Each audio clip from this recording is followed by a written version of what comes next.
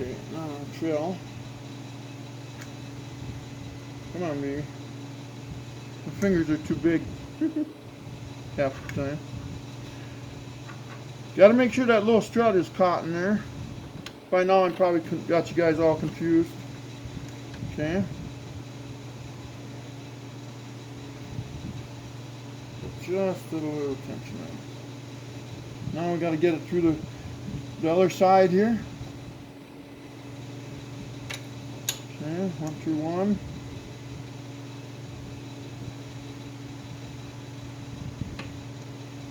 I'm going to do something, put some grease on here.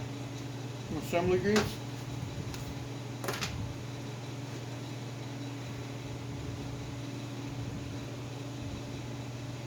Put some of that on there quick.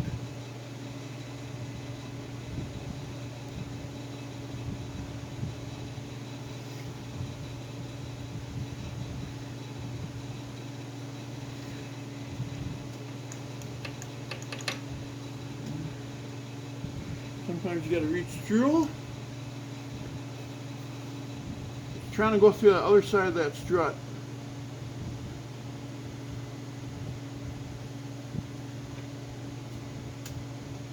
Come on, baby. There you go. I think I got her. Okay, now we'll take our little love tapper here. Tap her all the way through. Till she's flush. Just like that. Perfect. Okay. We'll check our strut here. I'm going to move this grease. I'm going to be bringing in it here soon.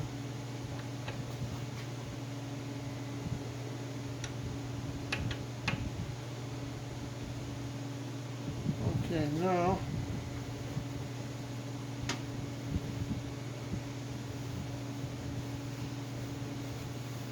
I wonder if I can take you for a tour on it, or if I'm going to screw it all up again. Oh, let's see here. This is kind of a bear to do. Put this here. Maybe. Maybe not. Gotta put it where it wants to stay. I want to show you this band strut here.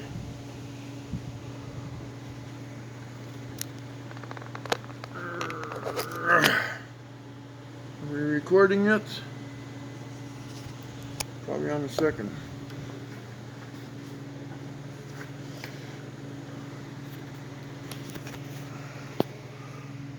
Okay. What I want you to see that you can't see, you'll see, let's see, do I have a pointer? Obviously not. Yeah, I do. You're going to see that this strut, it hooked onto that one edge, then you got the other edge where that top strut hooks into. Okay? And you're also going to notice, why is it so dark? I got so much light on it, but yet it's dark. I'll put the light in there. That didn't help for shit either. But you're going to see by the drum there,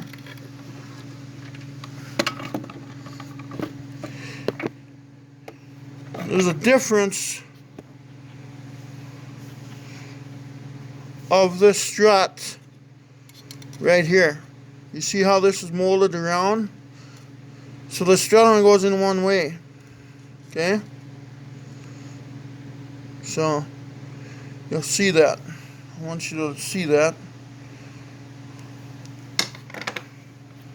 Trying to help out, but I think I'm just making it worse. And then you'll see now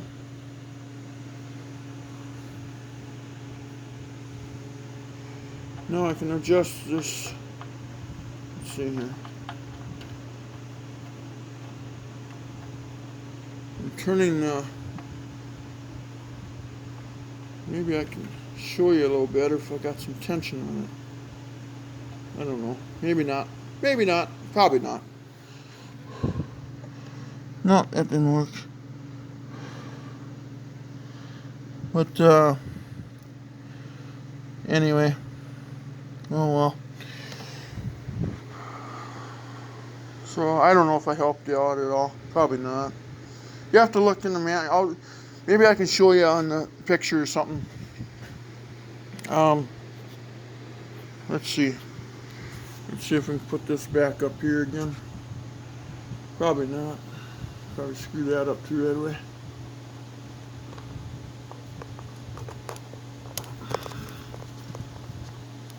Alright, here we go. Okay. Anyway. I gotta laugh about this already.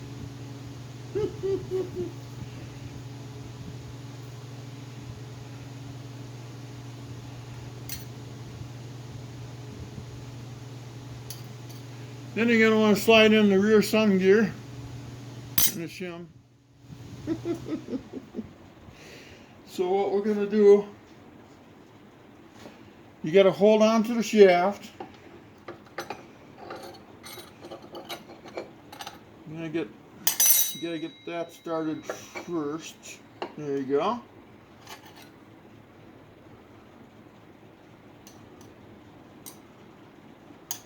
Then you can put the shim in. Okay. And then we'll go to the sun.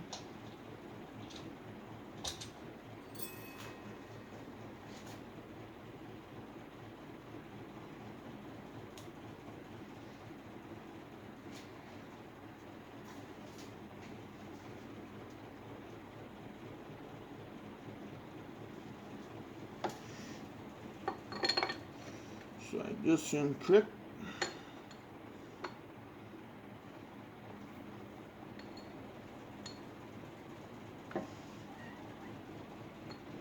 Come on, baby.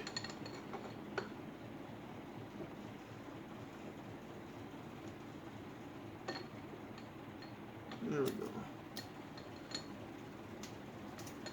Okay.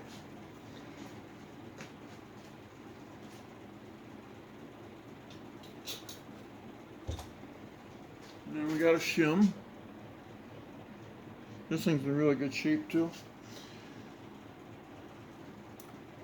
And there'll be some notches that you can see it sits in.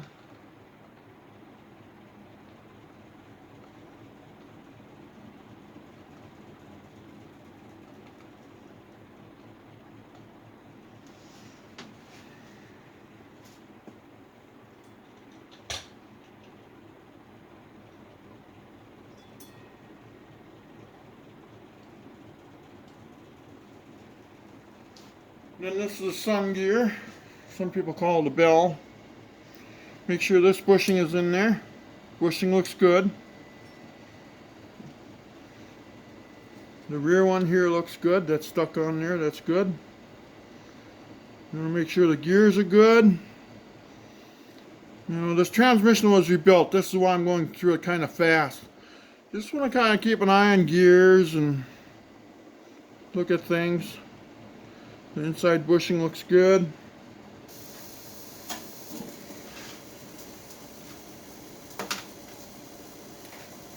This one we'll put some gear lube on.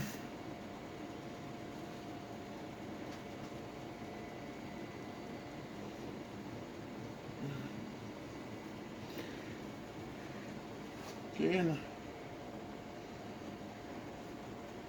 let's see.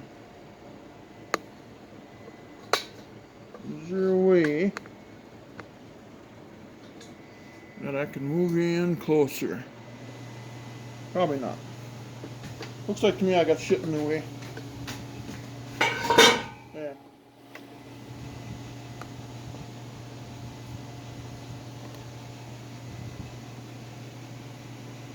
Okay, see that bushing in there? You see that shim? So I'll slide this in there. Gotta hold the shaft on the output shaft here. You can see my hand. You don't want to push that out. Oh, hang on. I'm going to take this back out. I'm going to put a little grease on the side here with that. Okay, grab the shaft again. God darn it.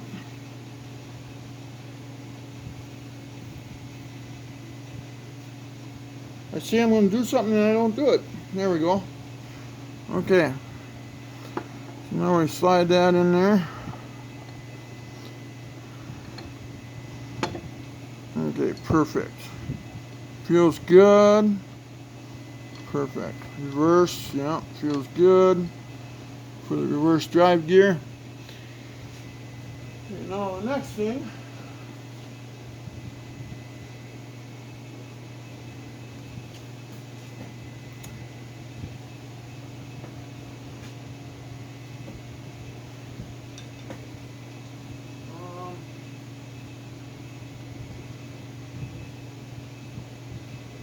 Let's see here. I got a cord wrapped around the camera. Trying to give you guys full access view. Constantly got shit in my way. There we go.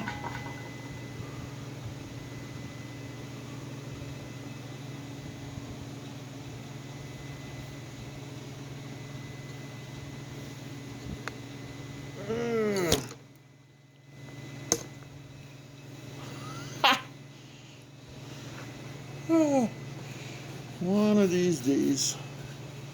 Just one of these days. Okay. You know, you gotta almost see it from every end, you know. Now you're gonna see in here, I gotta, let's see. Maybe this will work better now. Maybe everything's in my way. But I got that bushing in here. It's held in the, and I'm gonna pull it out. See, it's got, hopefully you can see this. It's got tabs on it. See tabs? And sometimes what you can do, you can put some grease on there. And what it'll do is help you and aid in holding it. You know? Put the 3 tabs in the 3 holes. There it is. Okay.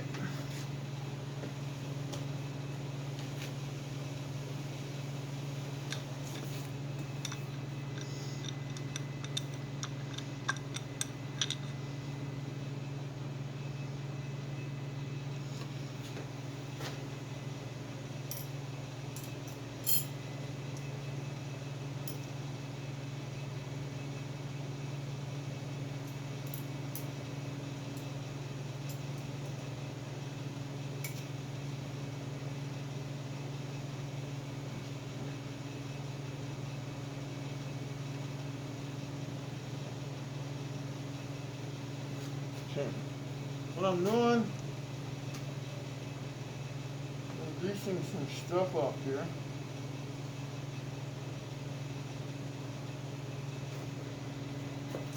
How's that looking there? Yeah, looks okay. Okay.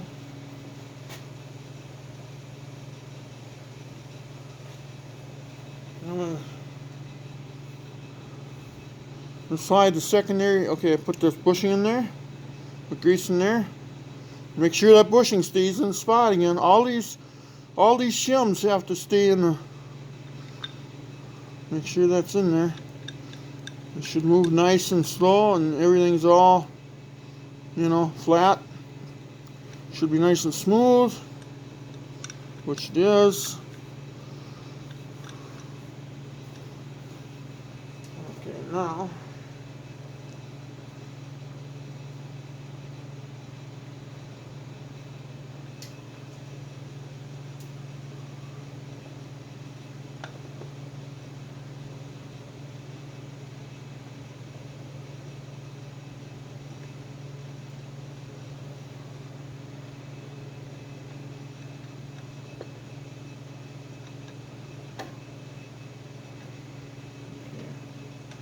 Okay, I probably screwed it up already.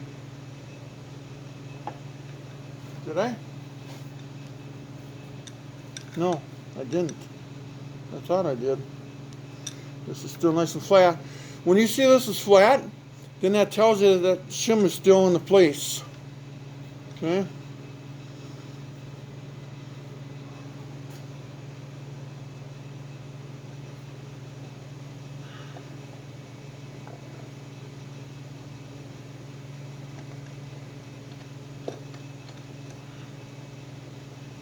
Alright.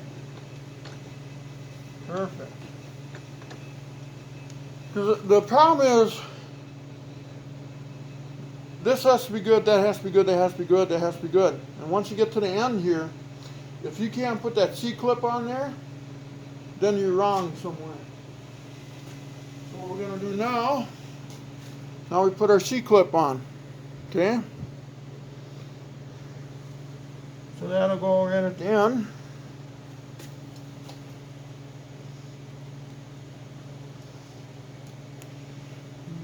Throughout the years of putting these together, I've run into that a couple times.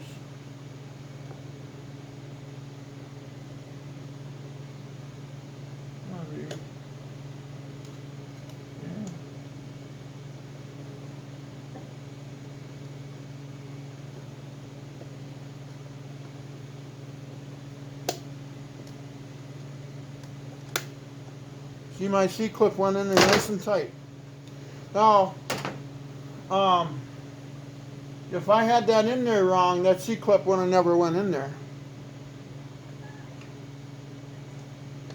But it's nice and tight. There shouldn't be no more than 10 thousandths play from if you can push it back or forward.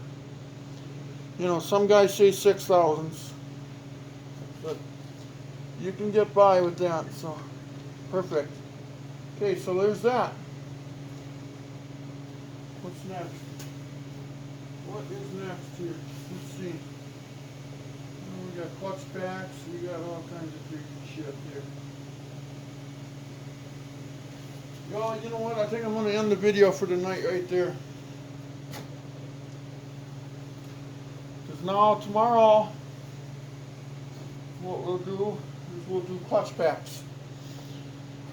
We gotta put all new clutches in the clutch packs, because you gotta let your clutches soak in Dextron overnight, you know. And you let them soak overnight because you want them to absorb that Dextron, you know. So, but yeah, but if I had the output shaft housing, if I had that clean, that could actually go on too already. How hard would that be to clean? Put that on yet tonight? Oh, she's kind of dirty. I'm looking at it right now. Yeah. Well, you know what? I think we're going to put that on yet. Let's see. There's one thing I'm forgetting here, though. I don't want to forget this piece. This is a friction bushing. Okay?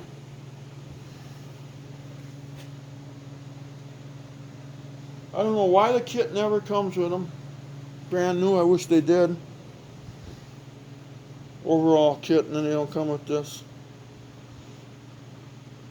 If it was a Chevy or Ford, it probably would.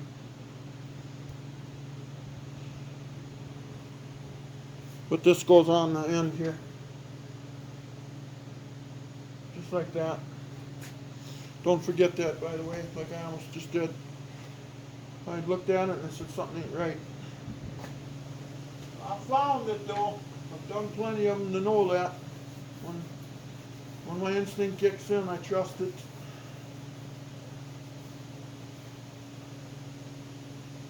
Oh, Mamma Mia. I'm going to put you on pause, and I'm going to clean that tail shaft housing.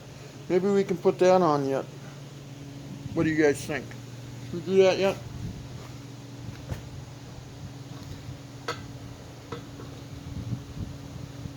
The extension housing, you know.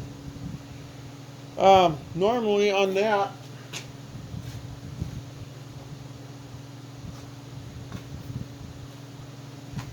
Normally on that you would replace the drive shaft bushing, which is right here, right in here. But you see that thing? It's silver yet. And it's not paper thin at all. If it was gold and scratches in it, I would replace it. But this transmission was rebuilt once. Personally, I don't think I had to take it apart, guys. But it was so dirty in the pan.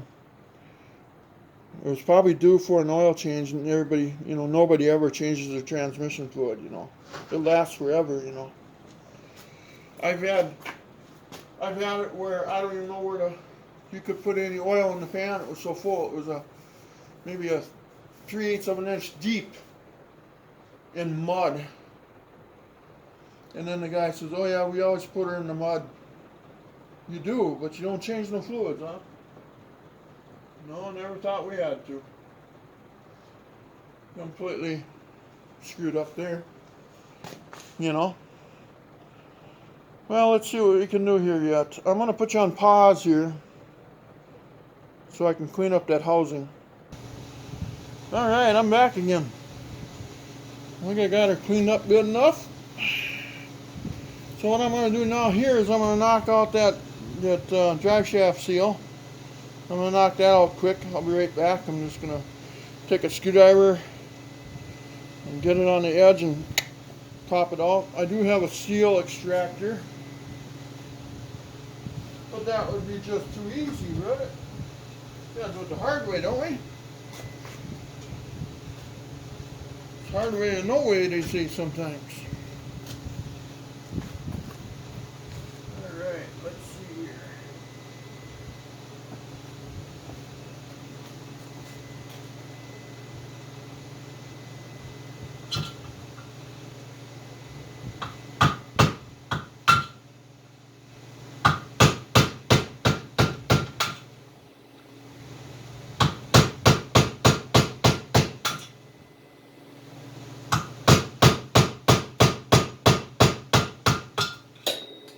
Bingo!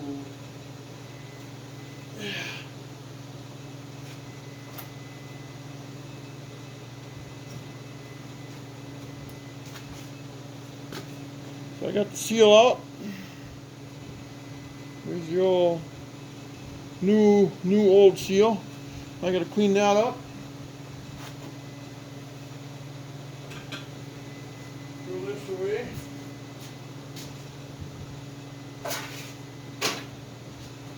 Okay.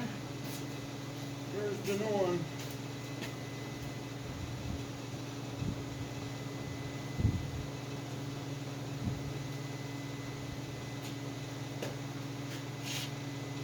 Hold tight, I spilled some tranny fluid here.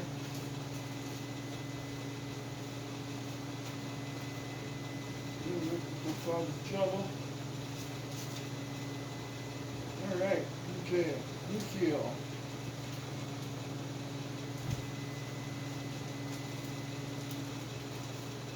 Okay, now I'm going to cheat now. I'm going to put the new seal in it after I clean it up.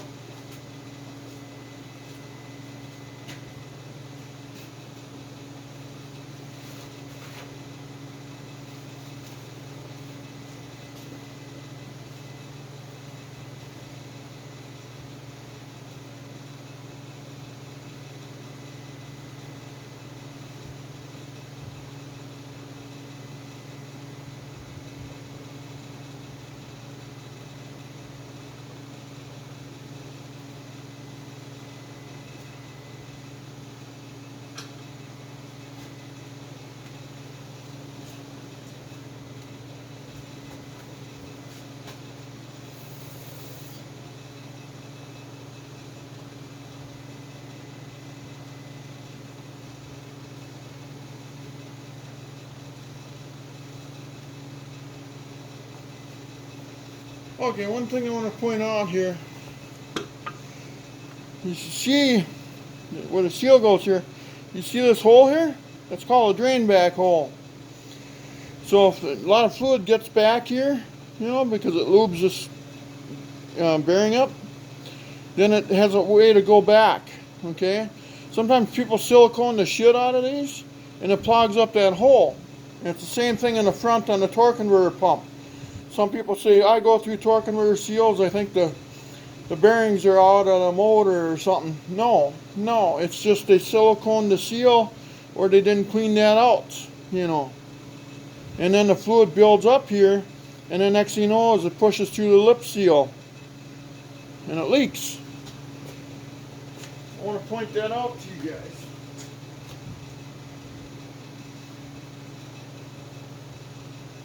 Okay, now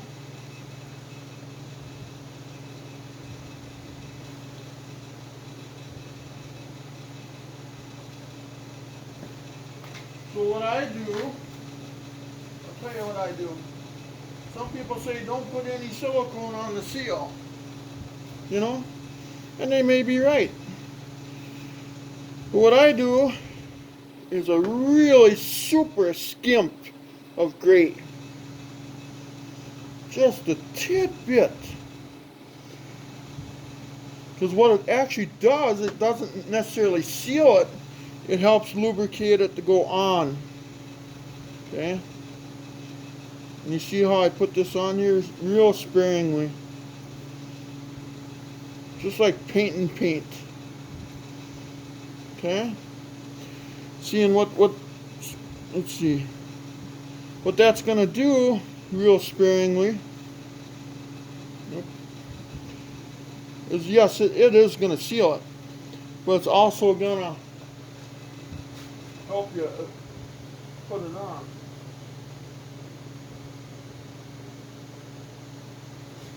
And I like to put it on now before I put the tail shaft housing on, because there's the output shaft.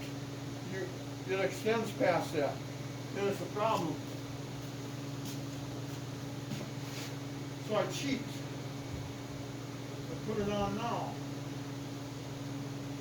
And there's nothing says you can't. So that's what I do. Then I take a 2x4 right across it. I have my 5-pound hammer out. What I do. Okay. I'd show you this, but I think you can figure it out.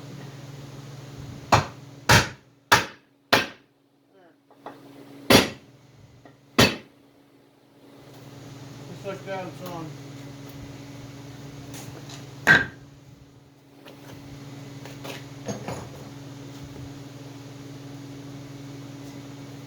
See? See, I didn't have this tail shaft to contend with. Okay.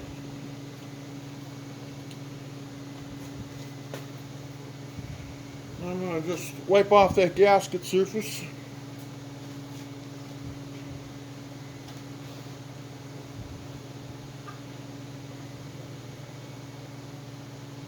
And we're ready to go.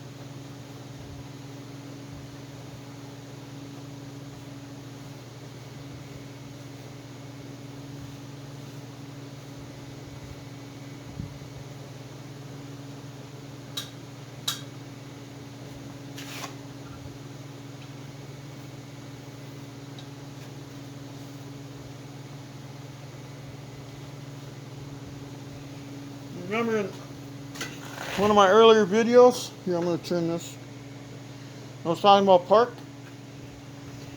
Remember I told you that rod went through the hole there? Well, it goes right to here, and it goes back and it shoves this out. This little thing right here is what holds your whole rig in park. This is park. This comes on and holds it. So if you got a lot of weight on your trailer and all that crazy shit, that's why they tell you to use park gear, you know, I mean, pardon me, emergency brake with the park gear, pardon me. I'm thinking about this all here. So anyway, that's what holds it. That's your park right there. So some people call it a park boss, and there's all kinds of names for it. But so I'm gonna set this off to the side for a second.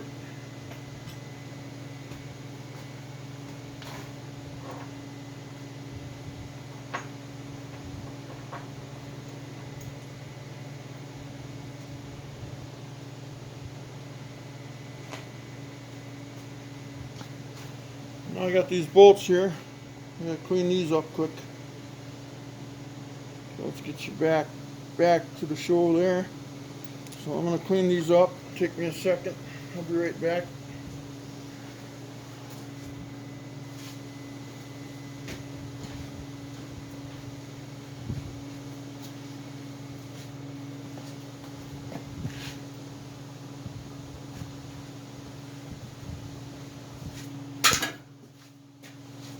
There we go.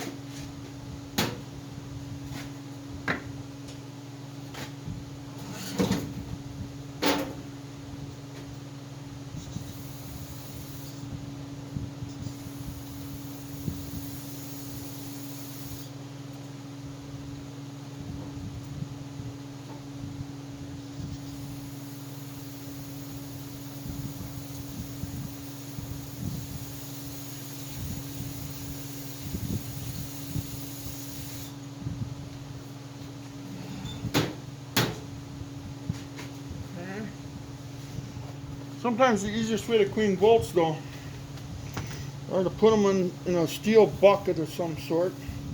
Put a little cleaner in there, and just rattle the shit out of them.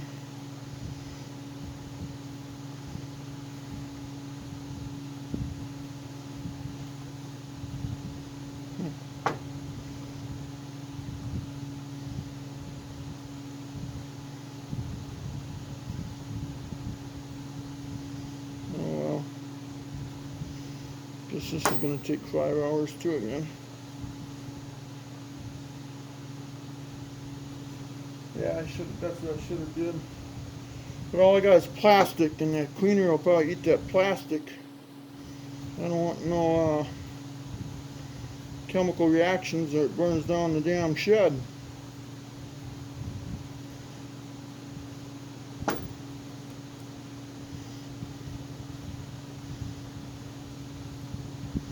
Oh well. They're not perfect, but